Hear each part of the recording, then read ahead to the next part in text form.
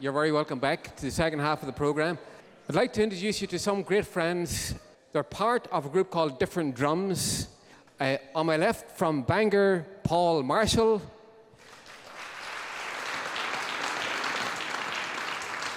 In the centre, from Mayo Bridge, Dolores O'Hare. And on the right, from the Waterside in Derry, Mr. Roy Arbuckle.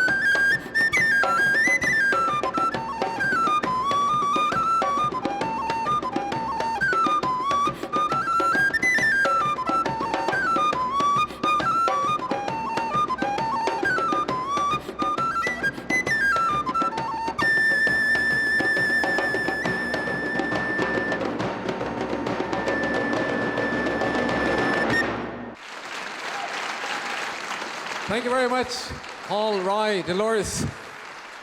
Different Drums. I would like to introduce you to another friend who's, I suppose this is the east-west dimension now we have to look at. He started Virgin Records with Richard Branson, and in fact he produced the first major record for Virgin Records called Tubular Bells with Mike Oldfield.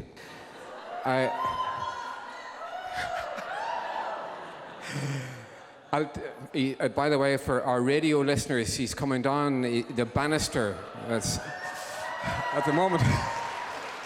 But never know what he's going to do tonight. Mr. Tom Newman. Thank you, Tom. Well, I'd like to just do a little tiny tribute, really, to a guy who's we've lost recently, Lonnie Donegan. Yeah. Sweet 16 goes to church just to see the boys, laughs and screams and giggles at every little noise, turns her head a little and turns her face a while, but we know she's only putting on the style. She's putting on the agony, putting on the style. That's what all the young folks are doing all the while. And as I look around me, I sometimes have to smile, seeing all the young folks putting on the style.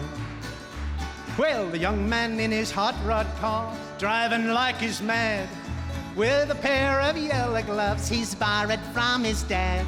He makes it roar so loudly to see his girlfriend smile, but we know he's only putting on the style. Oh, putting on the agony, putting on the style. That's what all the young folks are doing all the while. And as I look around me, I sometimes have to smile, seeing all the young folks putting on their style. A preacher in a pulpit, he roars with all his might, singing glory, hallelujah, puts the folks all in a fright. Well, you may think that Satan was coming down the aisle, but it's only our poor preacher boy putting on his style. He's putting on the agony, putting on the style. That's what all the young folks are doing all the while. And as I look around me, I sometimes have to smile, seeing all the young folks putting on the style. They're putting on the agony, putting on the the style. That's what all the young folks are doing all the while. And as I look around me, I sometimes have to smile, seeing all the young folks putting on the style. Oh, yeah! Well, this one's another one of his big hits. Oh me, oh my, oh you, whatever shall I do? Hallelujah, well the question is peculiar. I'd give a lot of dough if only I could know the answer to this question. Is it yes or is it no? Does your chewing gum lose its flavor on the bedpost overnight? If your mother says don't chew it, do you swallow it in spite? Can you catch it on your tonsils? Can you heave it left and right? Does your chewing gum lose its flavor on the bedpost overnight? Here comes the blushing bride, the groom is by her side. Up to the altar, it's as steady as Gibraltar. Well, the groom has got the ring, and it's such a pretty thing. And as he puts it on her finger, the choir begins to sing. Does your chewing gum lose its flavor on the bedpost overnight? If your mother says don't chew it, do you swallow it in spite? Can you catch it on your tonsils? Can you heave it left and right?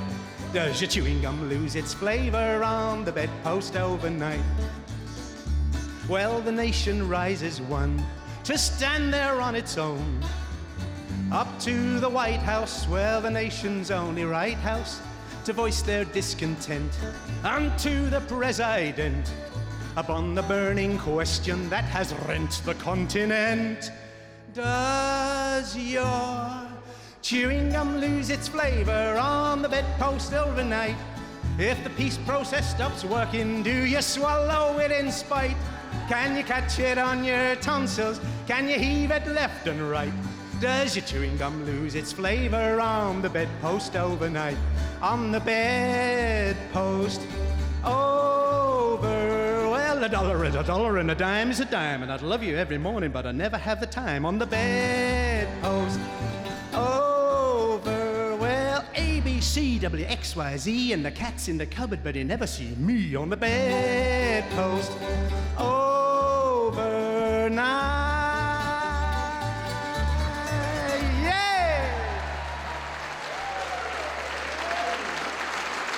Tom Newman.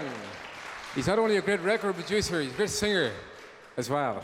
Well, we'd like to travel to the Mournes, the mountains of Mourne, for the next piece of music. There's a small place called Ballinran, not too far from Kilkeel. There's a great flute band there, and we've got some members from that band here tonight to play a few tunes. And they're going to start off with a march, followed by a little location piece of a medley of Percy French, followed by a couple of jigs. Please welcome the Flutes of Mourne.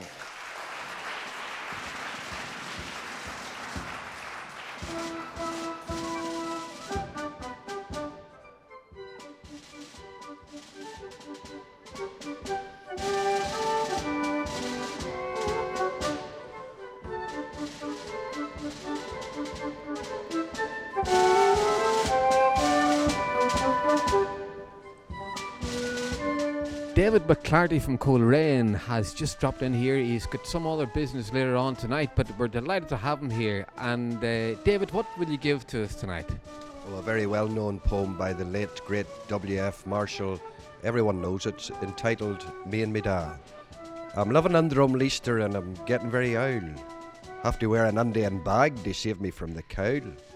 The devil a man in this town land was cleaner aired nor me, and I'm living in Drumleaster and clabber to the knee.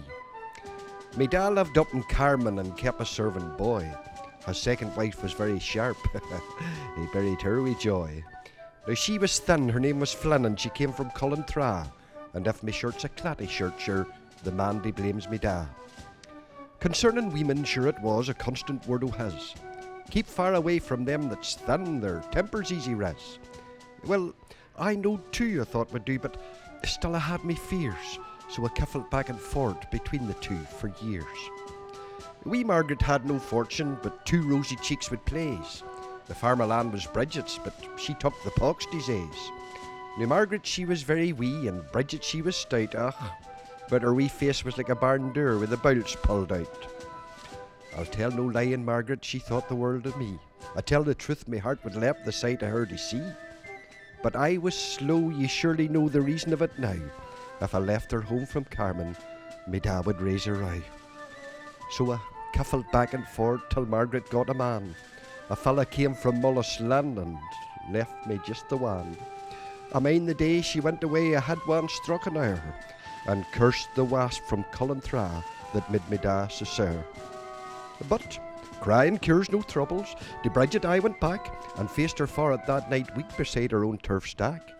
I asked her there and spoke her fair, the handy wife she'd make me.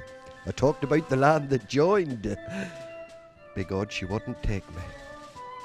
So I'm living in Drumleaster and I'm getting very old. I creep to Carmen once a month to try and save me soul.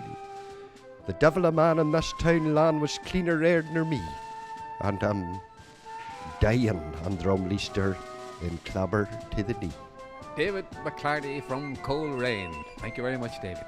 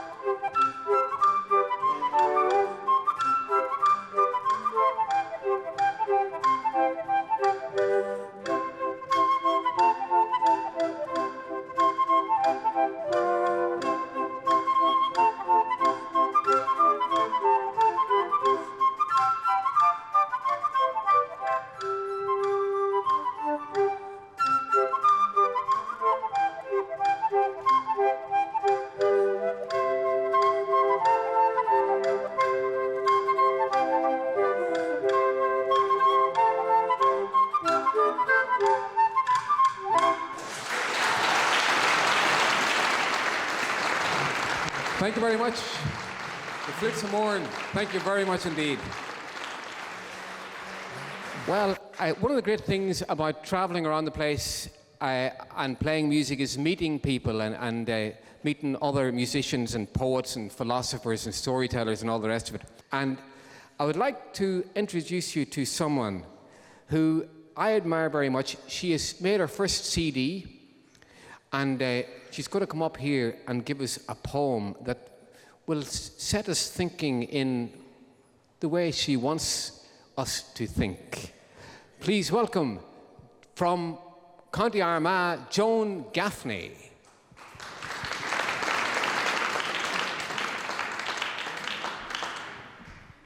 Well, I just started writing poetry when I retired from the teaching. And my poetry is said in the old County Down accent because that's where I came from. Now, this poem happened because a nephew of mine came in one day and he said he saw a friend of mine there who was called Kate. And he said, "Did she never get a man?" Well, I thought, you cheeky thing. But still, I began to wonder who had got the best bargain, myself or Kate. So I wrote this poem. It often makes me wonder, and it often makes me think, when I rise up in the morning to these greasy dishes in my sink, for I've put soda on my griddle and rashers on my pan. But Kate, she's in Bermuda, 'cause she never got a man. Now, I've a week each year in hospital to get this nice new bar. I keep changing smelly nappies in the footsteps of me ma. Well, I'll get a day in Wern Point, and I'll try to get it down. But Kate, she's in Jamaica, 'cause she never got a man.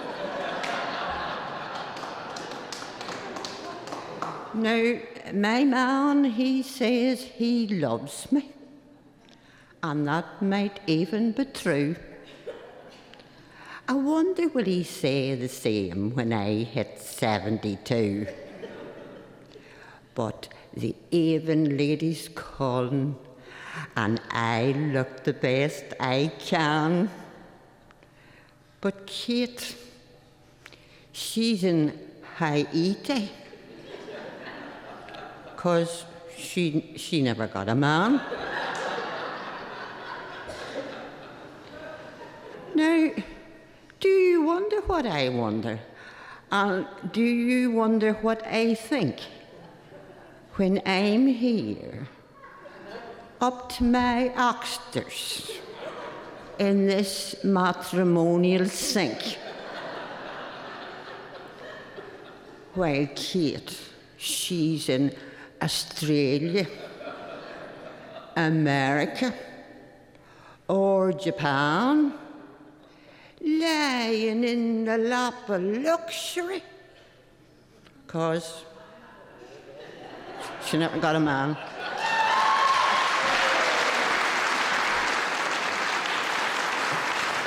Wow.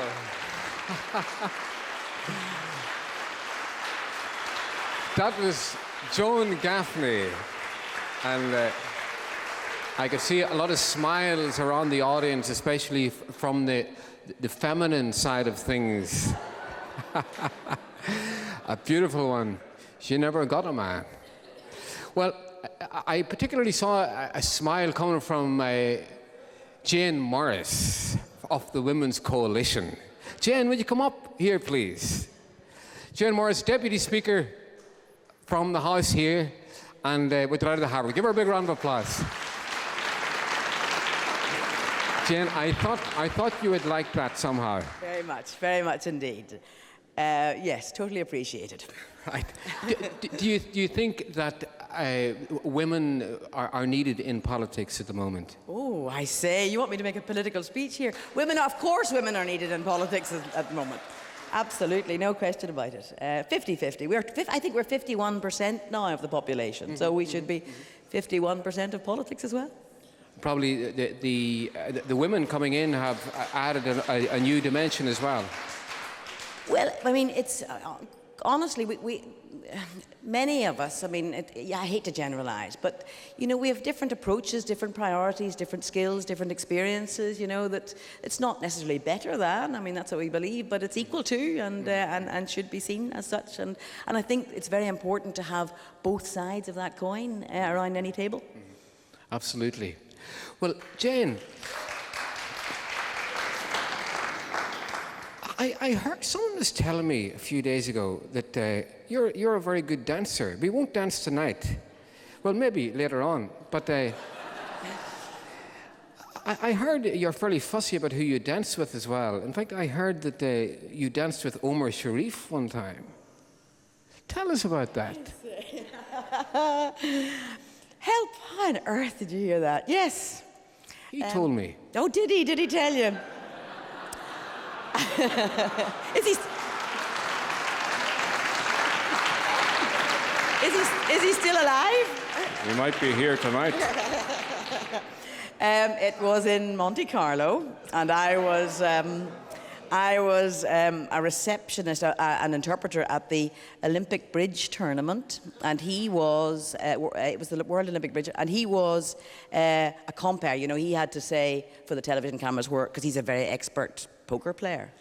And anyway, in the evening is a very famous place called Jimmy's in Monte Carlo. And we were just the staff, you know, of this bridge tournament. And we wanted to get in, and they wouldn't let us in the club. And Omar Sharif came past, and he said, let them in, let them in. And I was with a boyfriend at the time. And this is a long, long time ago. And anyway, we all sat down, and Omar Sharif came over and asked me to dance. And I said, I'm sorry, I'm with my boyfriend.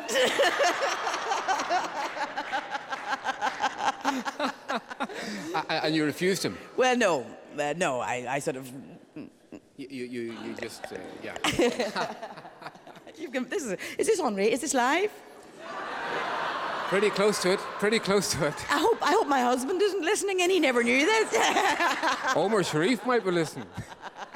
Jane, I believe you have a poem for us tonight, and I'd love to hear. Just take this microphone here. Jane Morris.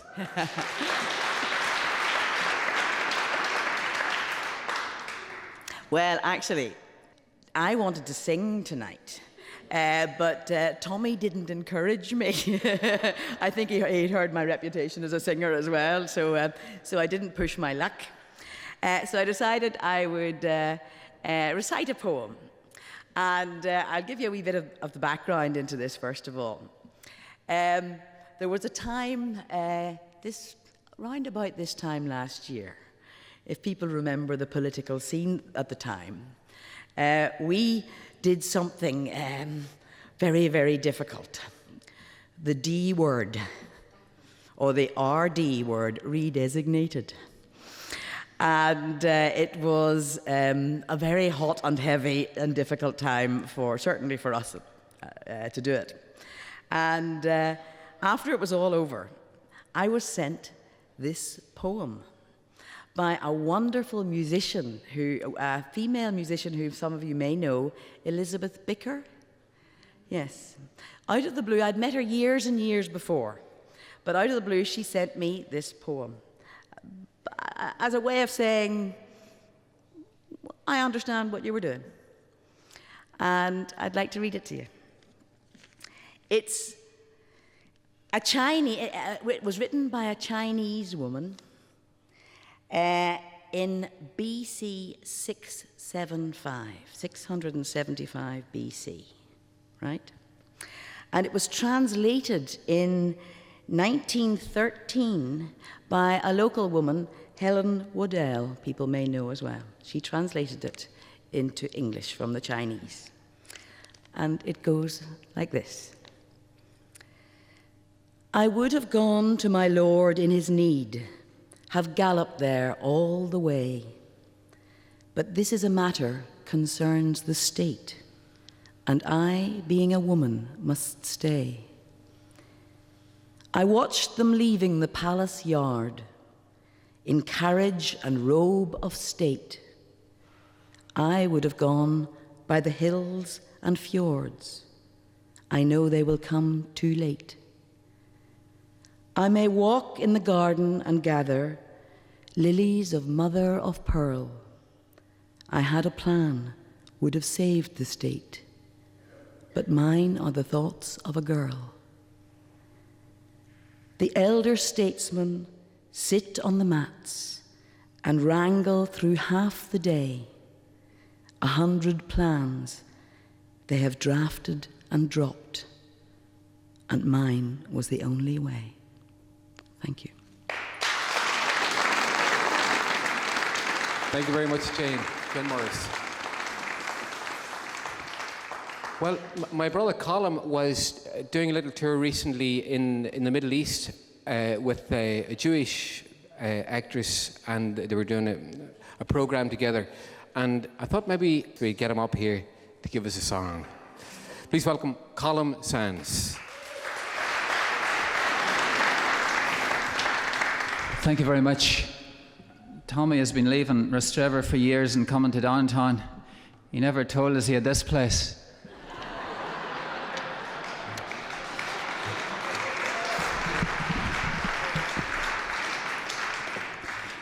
It's great to be here. I was in that chamber a few moments ago. It's all quiet now, all those empty seats where the people with power and the people that give us hope sit. And I would love to think that some of the harmony that's in this room tonight has drifted in there and will stay there when you go back in to talk again.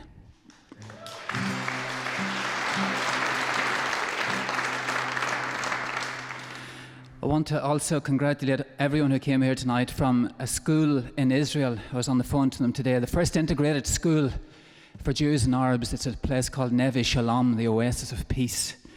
And Jews and Arabs have come together there in a school because they feel that's the way to change things, to let children know from a very early age that they're all the same. So you have the blessings of God and Allah with you tonight.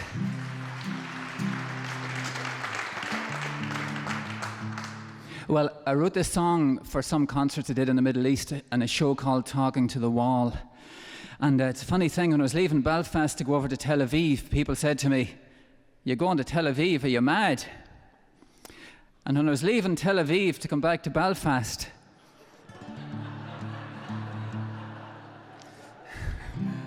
"You're going to Belfast?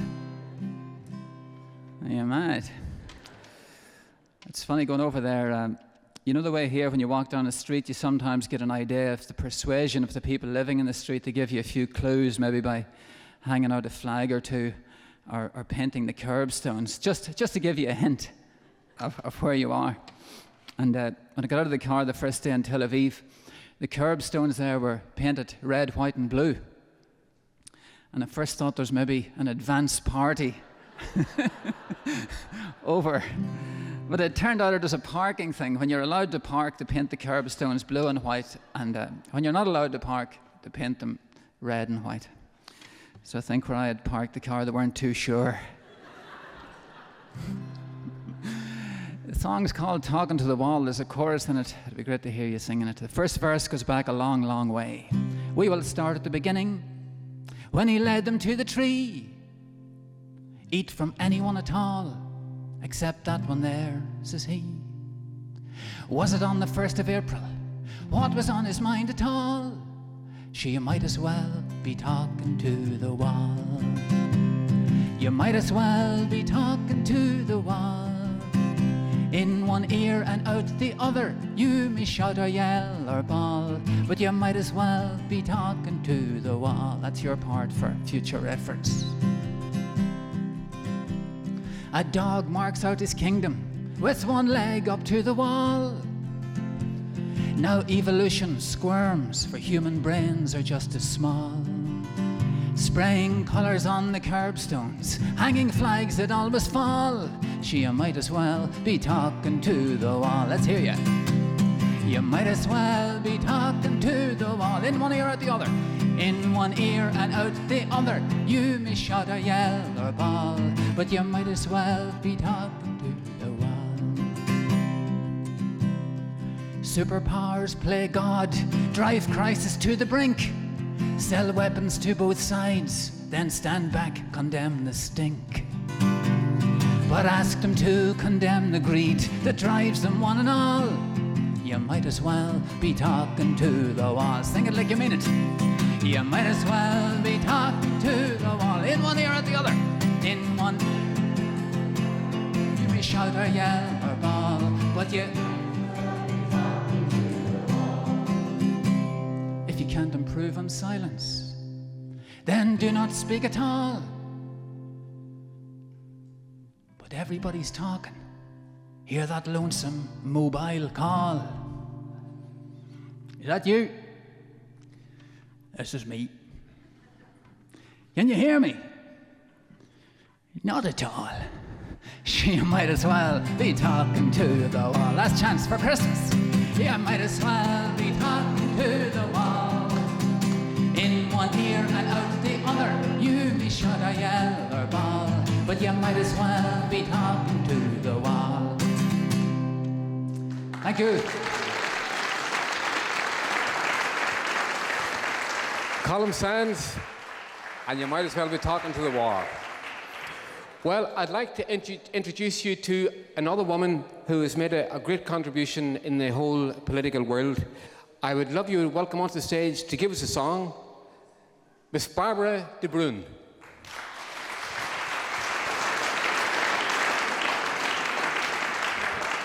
What will you sing for us, Barbara? I'm going to sing Brí Jog ní Bhaile. It's a song of unrequited love. Ah.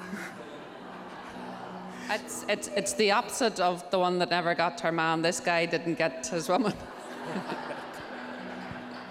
And now I know a wee bit about what it feels like to sing for survival.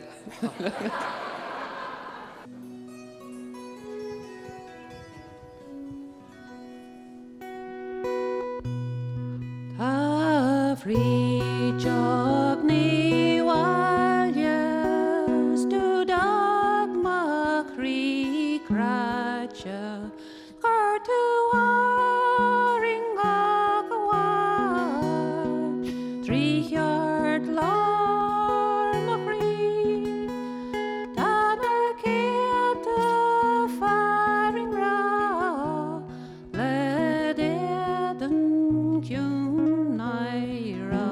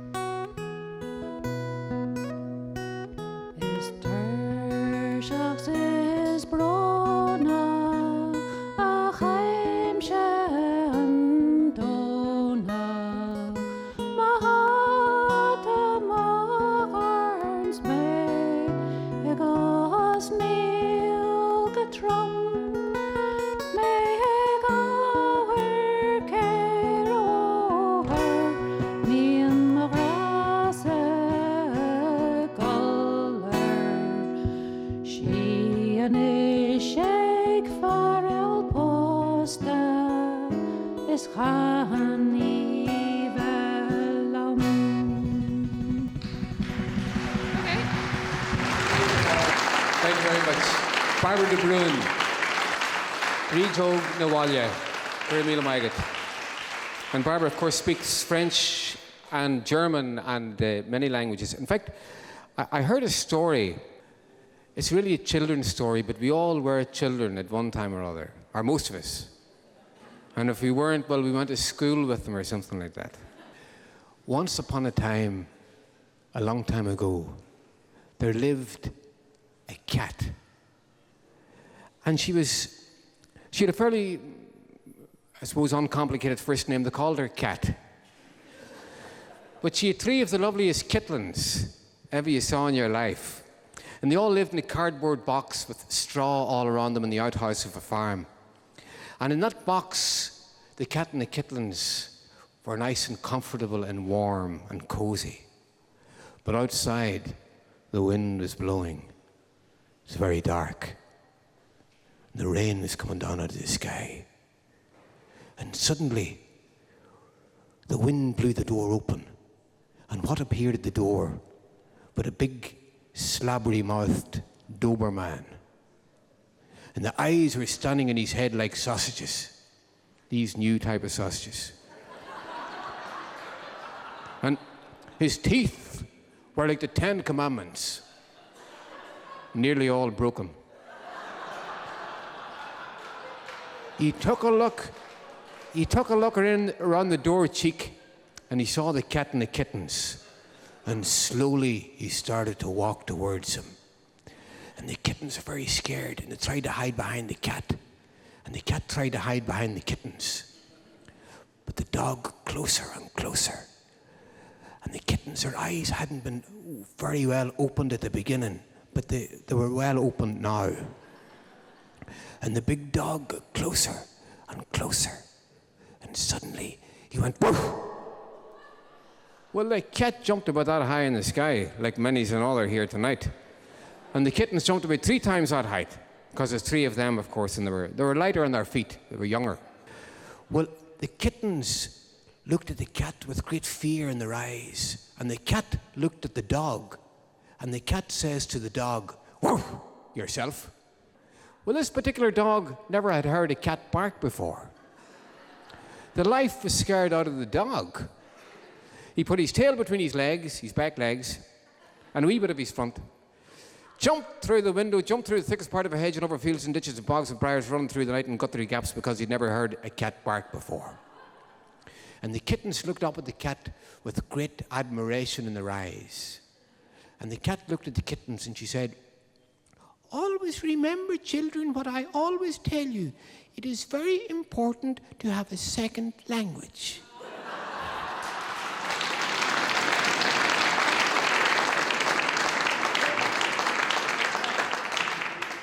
I think as the years go on, we will all be influenced by all the people coming into us. I remember actually speaking to, many years ago, at a little debate we had that I was chairing, and that great Ulster poet John Hewitt was there, who was a wonderful man. And I remember I had the innocence and stupidity to ask him. I said, we were talking about politics, and I said, John, are you British or Irish?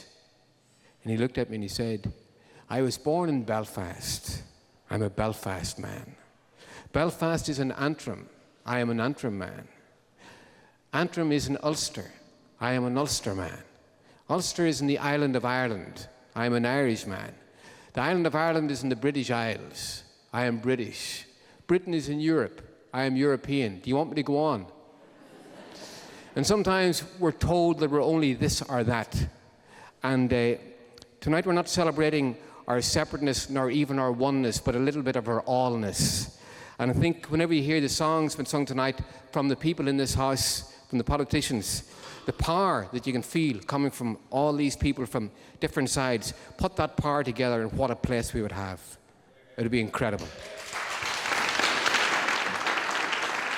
Right, we're coming towards the close, not quite, and I won't detain you much longer, as Henry VIII used to say to the wife. But I would like to introduce you to a wonderful drummer, Mark Wilson. Give him a big round of applause.